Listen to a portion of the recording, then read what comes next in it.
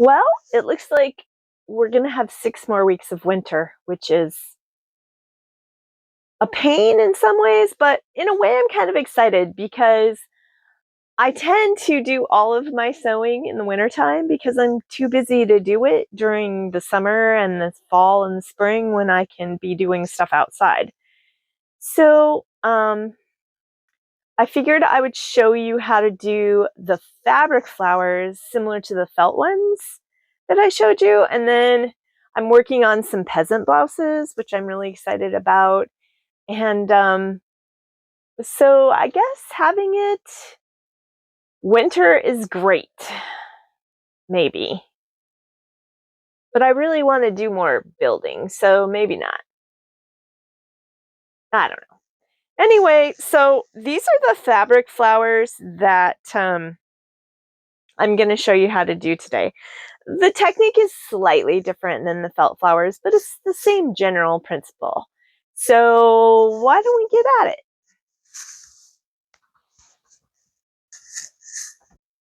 Okay, so here are the things that you're going to need for the fabric flowers. Some sort of fabric. Now, this is actually kind of thick. This is the one of the twills that I made some overalls out of. You can use it though. You just basically use the same technique as for the felt flowers, where you cut out your circles and then cut it into quarters. If you try to do what I'm going to show you here, it'll be too thick and you'll just never get your needle through it. One thing though is it's going to ravel, which I think gives it a great kind of rustic look, but they're not very washable. So you might want to use this method for something like hair ornaments or something you would put on a hat, but not necessarily garments that you're going to wash a lot. You're going to need, I still use embroidery thread for this, but I don't use the full 6 strands. I pull it into 3 strands because it doesn't need to be quite so strong for this. My handy dandy Crayola washable marker that I use for my sewing. Buttons, whatever buttons you want to use. It's always nice to have an assortment because you never know. Nice sharp scissors to cut out your fabric. You'll need something round that you can trace around. So I use this for this fabric that I'm going to show you. But for this little flower, I actually used the lid to this spice jar, which worked really well. And then you're going to need, well, I need glasses. You may not, but I'm an old lady. So, and then your fabric. And I've already cut out the squares or the circles, because obviously you know how to do that. So this was a sheet that I thrifted. I'm making some peasant blouses out of it for spring because I just feel like this is such a nice little spring pattern. This is 100% cotton. It's really nice for this flower method because it's kind of crisp, so this petals will stay out and shape really well. So you'll need your fabric. You don't want anything too thick, and you can use knits, but the petals tend to be kind of floppy when you use knits because they just don't have as much body. And then you'll need a needle, and I've already thread my needle because you guys don't need to watch me fumble with that. But unlike the felt, where I used a round trip tipped needle with kind of a big eye, you can't do this with, especially this is really densely woven. So you need a sharp, fairly thin needle to even get through this. And then the other thing that I'm adding that I did not use for the felt flowers is a thimble because it's very helpful. So once you cut out your circles, instead of cutting them into quarters like you do with the felt flowers, you just fold them into quarters. So that means that the only raw edges you have are going to be behind the button. So I fold them into quarters, and then I start with this edge that has the 2, And so I start from the top and brace my needle. It's always interesting to do this when you're showing somebody. Brace it. Now, even with this thin, sharp needle, it's pretty hard to get through all 4 layers of this densely woven fabric. So, hence the thimble. And so you basically want to go down, up, down, up, down, up, and down. So you're going down at each edge, and that gives you 3 folds like this. And then you're just going to pull this like this. Ugh. Should have grabbed my pliers. A small pair of pliers is helpful with this part. Okay. There we go. Next one. Fold the wrong side, fold right side out. Right side out, fold into quarters. And then we're going to go, maybe, we're going to go down, up, watch your fingers because it's sharp, down, up, and down. Got our 3. They don't have to be like exact because, you know, flowers are never exactly uniform either. So, and we're going to work that off the needle. The looser the weave, the easier it is to work with, but then the less durable your flowers are and the more they're going to ravel. So it's kind of a give and take, just like with everything. So you get the short term, it's way easier to work with, but in the long term, it's not as washable and they don't last as long. So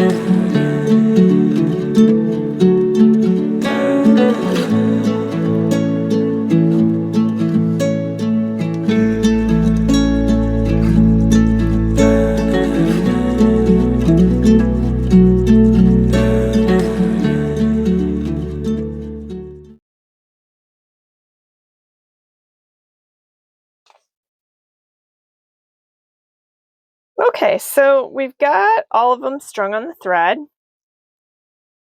And now is where it's going to start looking like a flower. So I did 7 petals. I prefer to do odd numbers. You don't have to, but I just think it looks better in the long run. So 5, 7, 9.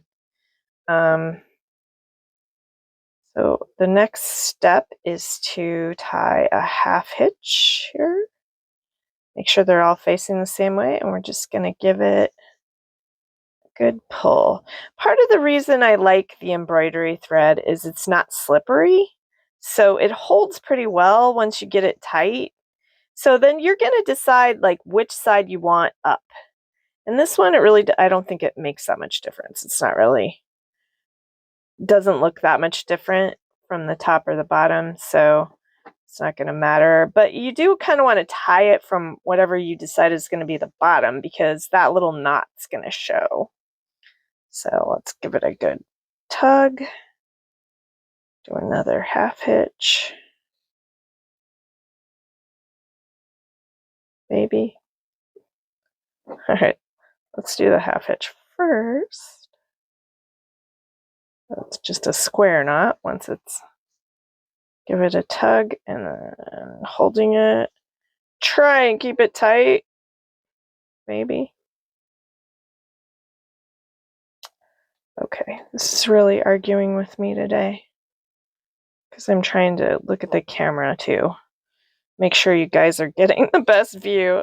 All right, there we go. And then I always do like an extra little hitch, so that's all right. And then we're gonna just clip those. Okay, so now here's our little flower. You can kind of play with it. So this is a 7-petaled one, so obviously this one's a 5. I almost prefer the 5, but the 7 is cool too. And then let's pick a button for it. So many buttons. So do we want like a small button? What do you think? Well, this is the bottom though. Doot. Okay. Or do we want like a big button? What a giant green one. I think that's too big. That one might be okay. Ooh, this one's good. I think that one's perfect. Okay, so the next thing we're going to do is sew this puppy on. So, all right. Like I said, I have my needles pre-threaded. You will still need your thimble because, again, you're still pushing through all these layers. So I usually push through a center, maybe. And this is where you really have to watch your fingers because it really hurts when you stab yourself. I totally should have brought my pliers in. You know what? I'm going to go get them. Okay, so I brought my little jewelry pliers. Those help so much. Okay, we're going to pull that to the knot. And then this button. Do crisscross applesauce because I just like how it looks. And then we're going to go ahead and put that through almost directly opposite. Oh, this was much easier.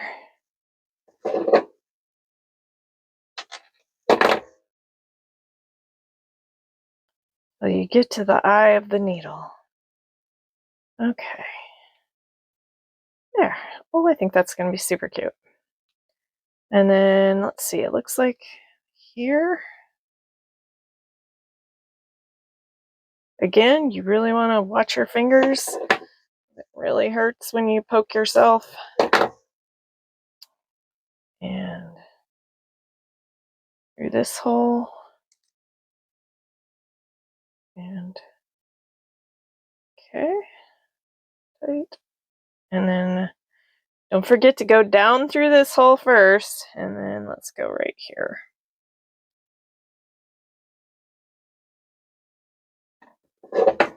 You can use the tweezers to push too, if you need to. Maybe. Man, this stuff is so tight. This weave is just super tight. No. Tight enough to bend the needle, obviously. Pull this through.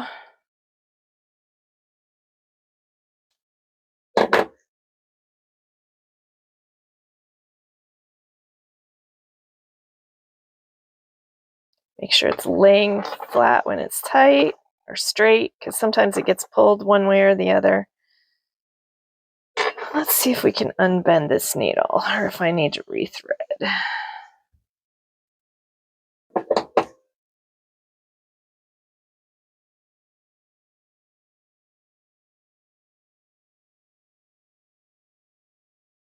Not perfectly straight, but it'll probably be functional enough. Okay, back through. Yep. Down. into the fabric.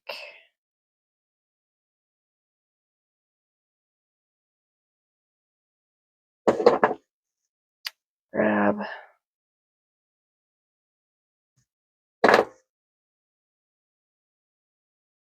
And then one more.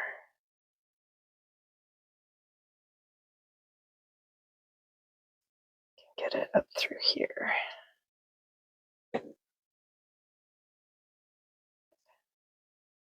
There we go.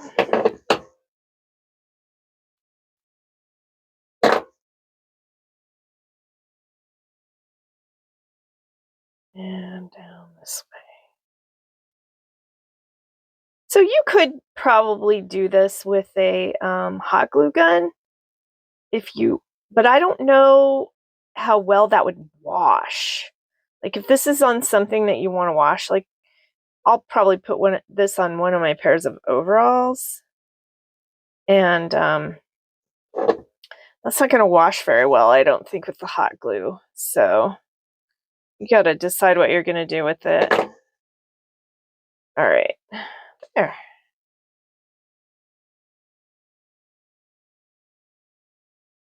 And then let's take one stitch like this, maybe.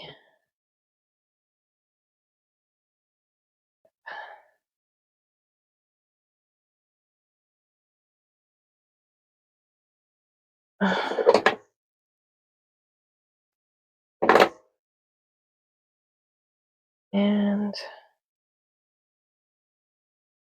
get out of there.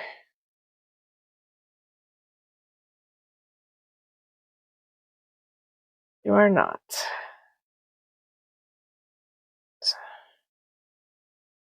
What?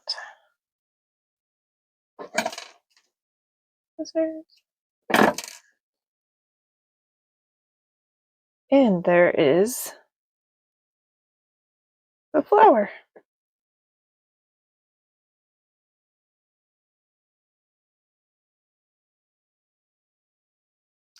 What do you think? Do you think this or the felt?